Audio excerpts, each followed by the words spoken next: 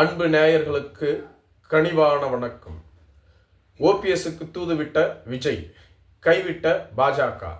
OPS தான் யாரோடு கூட்டணி அமைப்பது என்ற நிலையில் தொடர்ந்து தயக்கம் காட்டி வருவதாக கூறப்படுகிறது.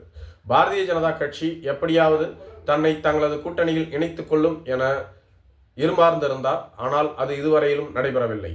பாரதிய ஜனதா கட்சி கூட்டணியை அறிவிக்கும் பொழுதே தன்னை அழைக்கவில்லை என்ற ஆதங்கத்தை ஓபிஎஸ் வெளிப்படுத்தி இருந்தார். அதிமுகவில் எப்படியாவது இணைந்து விடலாம், தான் எந்தவிதமான நிபந்தனையும் விதிக்கவில்லை, அதிமுகவில் இணைய என ஓபிஎஸ் கூறியும் கூட எடப்பாடி பழனிசாமி அதிமுகவில் இணைக்க மறுத்துவிட்டார்.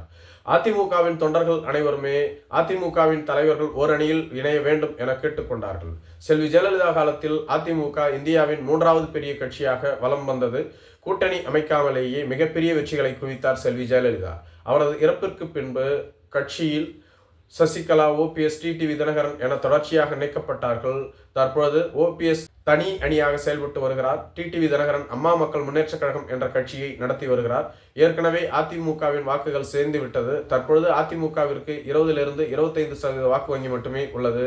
வலிமையான கூட்டணி அமைத்தால் மட்டுமே வெற்றி பெற முடியும் என்ற நிலையில்தான் அதிமுக பாரதிய ஜனதா கட்சியோடு கைகோர்த்து உள்ளது. தமிழகத்தில் என்டிஏ கூட்டணிக்கு அதிமுக தான் தலைமை ஏற்கிறது. அதிமுகவின் பொதுச் செயலாளர் எடப்பாடி பழனிசாமி தான் முதலமைச்சர் வேட்பாளர் என அதிமுக கூறினாலும் பாரதிய ஜனதா கட்சி தொடர்ந்து மறுத்து வருகிறது. முதலமைச்சர் வேட்பாளர் யார் என்பதை அமித்ஷா தான் முடிவு செய்வார், தேர்தலுக்கு பின்புதான் அறிவிப்பார் எனவும் இவர்கள் கூறி வருகிறார்கள். தற்பொழுது எடப்பாடி பழனிசாமி தமிழக மக்களை அனைவரையும் ஓரணியில் திரட்டுவோம் என்று தமிழகம் முழுவதும் சுற்றுப்பயணத்தை தொடங்கியுள்ளார். நேற்று மேட்டுப்பாளையத்தில் சுற்றுப்பயணத்தை தொடங்கிய அவர் முதல் கட்டமாக 45 நாள் சுற்றுப்பயணத்தை மேற்கொள்ள உள்ளதாக கூறப்படுகிறது. ஓபிஎஸ் கதி என்ன என்று தெரியாமல் ஓபிஎஸ்ஸின் தொண்டர்கள் தொடர்ந்து அமைதி காத்து வருகிறார்கள். என்டிஏ கூட்டணியில் தான் நாங்கள் உள்ளோம் என ஓபிஎஸ், வைத்திலிங்கம் போன்றவர்கள் தொடர்ந்து கூறி வந்தாலும் கூட என்டிஏ கூட்டணி ஓபிஎஸ்ஐ கண்டுகொள்ளவே இல்லை என்று கூறப்பட்டு வருகிறது. 18வது மக்களவைத் தேர்தலிலேயே ஒரே ஒரு தொகுதியை கொடுத்து ராமநாதபுரத்தில் போட்டியிட வைத்தார்கள். அப்பொழுது தாமரை சின்னத்தில் போட்டியிட சொன்னதற்கு ஓபிஎஸ் மறுத்துவிட்டார். அதே போன்று தேர்தல் நெருங்கும் சமயத்தில் 5 இல்லை 3 தொகுதிகளை கொடுத்து எங்காவது போட்டியிட வைக்கலாம், அப்பொழுது தாமரை சின்னத்தில் போட்டியிடுங்கள் என்றால் என்ன செய்வது என தற்பொழுதே ஓபிஎஸ்ஸின் தொண்டர்கள் அவரிடம் கேள்வி கேட்க தொடங்கிவிட்டதாக கூறப்படுகிறது. இனிமேலும் நாம் பாரதிய ஜனதா கட்சியை நம்பிக்கொண்டிருக்க வேண்டாம், நாம் உடனடியாக ஒரு நல்ல முடிவை எடுக்க வேண்டும் என்றும் கூறப்பட்டு வருகிறது. மேலும் தேர்தலுக்கு 6 மாதத்திற்கு முன்பாகவே பல தொகுதியில் போட்டியிடக்கூடிய கட்சிகள் தங்களது சின்னம் எது என்பதை உறுதி செய்ய வேண்டும். அதனுடைய அடிப்படையில் தமிழக வெற்றிக் கழகம் கூட தங்களது சின்னத்தை தேர்வு செய்து வருவதாக கூறப்படுகிறது. ஆனால் ஓபிஎஸ் இதுவரையிலும் கட்சியை கூட அறிவிக்கவில்லை. ஆனால் ஓபிஎஸ் பெயரில் அவரது ஆதரவாளர் ஒரு கட்சியை பதிவு செய்து வைத்துள்ளார் என்று கூறப்பட்டு வருகிறது.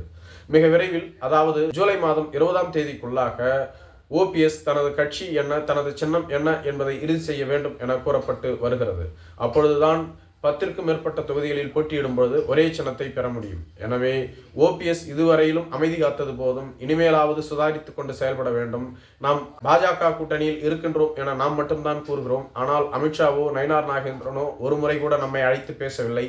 நாம் எதற்கு தொடர்ந்து அவர்கள் நம்மை அழைப்பார்கள் என்று காத்து கொண்டு இருக்க வேண்டும்? டிடிவி தினகரனை கூட அழைத்து பேசுகிறார்கள், ஆனால் நம்மை அழைத்து பேசுவதில்லை. இனிமேலும் நாம் அவர்களை நம்ப வேண்டாம் என ஓபிஎஸ் தரப்பு ஆதரவாளர்கள் கூறி வருவதாக சொல்லப்படுகிறது. எனவேதான் ஓபிஎஸ் தரப்பு ஆதரவாளர்களிடையே மாவட்ட செயலாளர்களின் கூட்டம் நடைபெற்றது.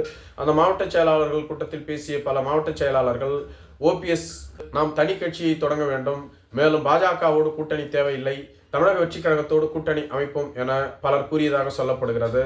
இது தெரிந்த விஜய் தரப்பும் ஓபிஎஸ்க்கு அழைப்பு விடுத்துள்ளதாக கூறப்படுகிறது. இதுவரையிலும் தமிழக வெற்றிக் கழகத்தோடு யாரும் கூட்டணி அமைக்கவில்லை. ஓபிஎஸ் வந்தால் தமிழக வெற்றிக் கழகத்தின் கை டெல்டா மற்றும் தென் தமிழகத்தில் பலப்படும் என அவர்களும் நம்புவதாக கூறப்படுகிறது.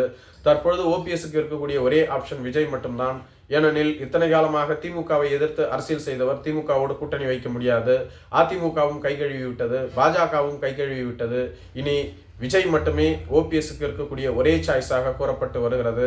தமிழக வெற்றிக் கழகத்தோடு ஓபிஎஸ் கூட்டணி அமைப்பார் என்றும் அவரது ஆதரவாளர்கள் கூறி வருகிறார்கள். நன்றி.